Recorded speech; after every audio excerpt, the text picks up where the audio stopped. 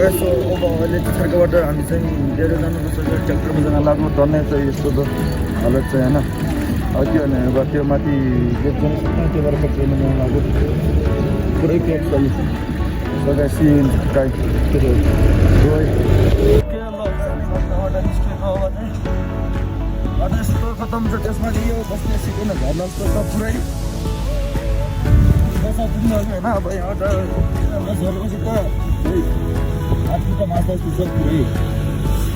गाह्रो भयो अब के गर्ने होइन सजिलो जस्तो लाग्यो त्यो